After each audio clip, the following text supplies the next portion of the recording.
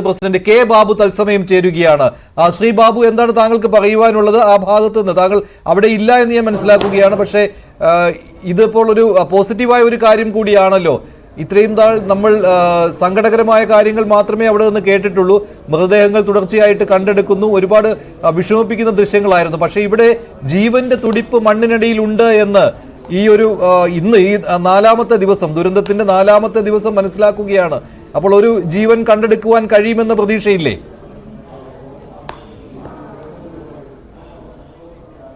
തീർച്ചയായും നമ്മള് 29-ാം തീയതി നമ്മളെ അവിടെ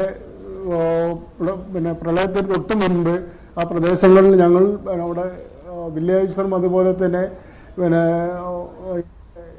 തഹസിൽദാരും ഫയർഫോഴ്സും അടക്കം പോയി അവിടുന്ന് മഴ കനത്ത സാഹചര്യത്തിൽ മാറണമെന്നാണ് പറയുകയുണ്ടായി.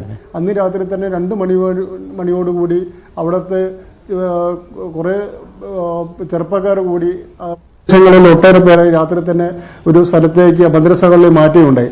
അതുകൊണ്ട് മാത്രമാണ് ഇത്രയും മരണസംഖ്യ കുറയാൻ കാരണം. അല്ലെങ്കിൽ നമുക്ക് ഇതിലും ഭീകരമായിരിക്കും മരണസംഖ്യ എന്നുള്ളത്. ഇവിടെ സൂചിപ്പിച്ച പോലെ നമ്മുടെ ഒരു ജീവന്റെ തുടിപ്പ് ഇപ്പോഴും മണ്ണിനടിയിലുണ്ട് എന്ന് പറയുമ്പോൾ ഏറെ പ്രതീക്ഷയ്ക്ക് വഴിയുണ്ട്. നമുക്കറിയാം, നമ്മൾ വളരെ കുറഞ്ഞ ആൾക്കാരെയാണ് നമ്മൾ ബിൽഡിങ്ങിന്റെ മരത്തിന്റെ ഇടയിൽ നിന്നൊക്കെ രക്ഷിച്ചെടുക്കാൻ സാധിച്ചിട്ടുള്ളൂ. അതുപോലെ ഇപ്പോൾ 3 മീറ്റർ അടിയിൽ ഒരു ജീവന്റെ തുടിപ്പുണ്ടെന്ന് പറയുമ്പോൾ വളരെ പ്രതീക്ഷയുണ്ട്. അത് എന്തുതന്നെയാണെങ്കിലും ജീവനോടെ തന്നെ കിട്ടുമെന്നുള്ള പ്രതീക്ഷയാണ് ഞങ്ങളെല്ലാം കാത്തു നിൽക്കുന്നത്. ഇപ്പോൾ കഴിഞ്ഞ ദിവസവും ഇവിടെ പരിശോധനയ്ക്ക് വേണ്ടി താങ്കൾ പോയതാണല്ലോ. ഈ സ്ഥലങ്ങളിലൊക്കെ പലതവണ ഈ മണ്ണുമാന്തി യന്ത്രങ്ങളൊക്കെ കൊണ്ടുവന്ന് പരിശോധന നടത്തിയതാണല്ലോ അല്ലേ? അവിടെ നിന്ന് പിറ്റേ ദിവസമാണെന്നാണ് എനിക്ക് തോന്നുന്നത് ഈ ദുരന്തത്തിന്റെ. അതേ ദിവസം തന്നെ അതേ ദിവസം തന്നെ ഒരു കുട്ടിയെ ജീവനോട് പുറത്തെത്തിക്കാൻ കഴിഞ്ഞിരുന്നു. അതേ സ്ഥലം തന്നെയാണല്ലോ ഇത്. ഇപ്പോൾ ഈ ശ്വസന സിഗ്നൽ കിട്ടിയിരിക്കുന്ന ഈ സ്ഥലം സുനിൽകുമാറിന്റെ വീടിന് സമീപം, സുനിൽകുമാറിന്റെ അമ്മയും മറ്റു കുടുംബാംഗങ്ങളും താമസിച്ചിരുന്ന ആ സ്ഥലം ഇല്ലേ? താങ്കൾക്ക് പരിചിതമാണല്ലോ അല്ലേ? അതെ അതെ. പ്രളയം നടന്ന അന്നിന്റെ പിറ്റേ ദിവസം ഞങ്ങൾ പ്രളയം നടക്കുമ്പോൾ ഞങ്ങൾ എം എൽ എ അടക്കം ജില്ലാ പഞ്ചായത്ത് പ്രസിഡന്റ് അടക്കമുള്ള ജനപ്രതിനിധികളടക്കം അവിടെ പ്രളയം നടക്കുന്ന നിമിഷം നേരം കൊണ്ട് അവിടെ എത്തുകയുണ്ടായി. ഒരു കാരണവശാലും ഞങ്ങൾക്ക് മുണ്ടക്കൈ എന്ന പ്രദേശത്തേക്ക് എത്തിപ്പെടാൻ സാധിച്ചില്ല. രാവിലെ 6 മണി മുതൽ ഒരുപാട് പരിശ്രമത്തിന്റെ ഭാഗമായിട്ടാണ് ഞാനും അതുപോലെ തന്നെ 1-2 സന്നദ്ധ പ്രവർത്തകരും കൂടി അങ്ങോട്ട് കയറി ചെല്ലാൻ സാധിച്ചത്. ഒരുപാട് പ്രയാസപ്പെട്ടിട്ടാണ്. അങ്ങനെ ചെല്ലുമ്പോഴാണ് ഒരു കുട്ടി ജീവനോടെ കഴുത്തിനൊപ്പം ചളി മൂടിക്കിടക്കുന്ന വിധത്തിൽ കണ്ടെത്തിയും അവനെ രക്ഷിക്കാനും സാധിച്ചത്. അതിനുശേഷം തൊട്ട് മുകളിലോട്ട് പോകുമ്പോൾ ഒരുപാട് സ്ഥലത്ത് മരിച്ചു കിടക്കുന്നവരുടെയും അതുപോലെ തന്നെ അവശരായി കിടക്കുന്നവരുടെയൊക്കെ കാണുകയും അതോടൊപ്പം തന്നെ ഒരു വീടിനടിയിൽ ഒരു ജ്യേഷ്ഠനും ജ്യേഷ്ഠൻ മരണപ്പെടുകയും ജ്യേഷ്ഠനോട് ചേർന്ന് തന്നെ ജീവനോടുകൂടി അനുജൻ അവിടെ ഇരിക്കുന്ന സാഹചര്യം ഉണ്ടായി. ഒരു കാരണവശാലും ഞങ്ങൾക്ക് പുറത്തെടുക്കാൻ സാധിക്കാത്ത ഒരു സാഹചര്യം ഉണ്ടായിരുന്നു. ആ സമയത്ത് പുറത്തുനിന്ന് ഒരാൾക്ക് പോലും അങ്ങോട്ട് കയറി വരാൻ കഴിയാത്ത സാഹചര്യമായിരുന്നു. ചുറ്റുഭാഗം വളരെ ശക്തിയോടുകൂടി ഒഴുകുന്ന പുഴയാതെ കൊണ്ട് തന്നെ ഒരാൾക്കും കയറി വരാൻ സാധിക്കില്ല. അങ്ങനെ ഒരുപാട് പ്രയാസപ്പെട്ടാണ് ആ ബിൽഡിങ്ങിന്റെ ഉള്ളിൽ നിന്നും ആ ജീവനെ രക്ഷപ്പെടുത്താൻ സാധിച്ചത്.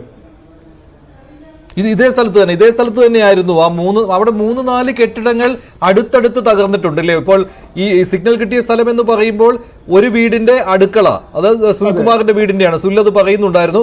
തൊട്ടടുത്ത് തന്നെ അദ്ദേഹത്തിന്റെ അടുത്ത ബന്ധുവിന്റെ, അത് ഈ സുദേവന്റെ അല്ലേ, സുദേവന്റെ വീടിന്റെ ചുമര് കഴിഞ്ഞ ദിവസം ഏറെ നേരം ആ വീടിന്റെ ദൃശ്യങ്ങൾ ഉണ്ടായിരുന്നു. അവിടെ തിരച്ചിൽ നടത്തുന്ന ദൃശ്യങ്ങൾ ഉണ്ടായിരുന്നു. അത് തന്നെയല്ലേ കൃത്യമായിട്ട് ഈ സ്പോട്ട്? അതെ അതെ അതെ. സുദേവനെ നമ്മള് ഈ കുട്ടീനെ രക്ഷിക്കുന്ന സമയത്ത് സുദേവന്റെ വീടിനകത്തുനിന്ന് ചെറിയൊരു ശബ്ദം കേട്ടതായി ഞങ്ങൾക്ക് തോന്നി. ഞങ്ങൾ പല പ്രാവശ്യം അതിൽ ഷീറ്റ് വിളിച്ചിട്ടും പ്രതികരണം ഉണ്ടായിരുന്നില്ല. അപ്പോൾ തന്നെ ഞങ്ങൾ കണക്കൂട്ടി അവിടെ ഏതെങ്കിലും ജീവന്റെ തുടിപ്പുണ്ടാവുന്നു. പക്ഷെ നമുക്ക് മിഷനറി പോലുള്ള സാധനങ്ങൾ എത്തിക്കാൻ കഴിയാത്തതിന്റെ പേരിൽ അന്ന് അവിടെ തിരയാനോ കൂടുതൽ അന്വേഷണം നടത്താനോ സാധിക്കാതെ വന്നു. അന്ന് നമ്മൾ യാതൊരു വിധത്തിലുള്ള മിഷനറി അവിടെ ഇല്ലായിരുന്നു. പിന്നീട് അന്ന് വൈകുന്നേരത്തോടുകൂടി നമ്മളെ മിലിറ്ററി അവിടെ താൽക്കാലിക പാലം നിർമ്മിക്കുകയും ആ പാലത്തിലൂടെ കൂടുതൽ രക്ഷാപ്രവർത്തകർ വരികയും ചെയ്തതോടുകൂടിയാണ് അവിടെ അന്വേഷണം പുരോഗമിക്കുകയും ഒക്കെ ചെയ്തിട്ടുള്ളത്. അപ്പോൾ താങ്കൾക്ക് ഇപ്പോൾ പ്രതീക്ഷയുണ്ട് ആ അപ്പോഴത്തെ ആ ഒരു അനക്കം ഇല്ലേ, അതിപ്പോൾ ഈ റഡാറിൽ കിട്ടിയിരിക്കുന്ന ഈ ശ്വാസം ഇതുമായിട്ട് താങ്കൾ ഇപ്പോൾ അത് പ്രതീക്ഷയോടെ കാണുകയാണ് അല്ലേ?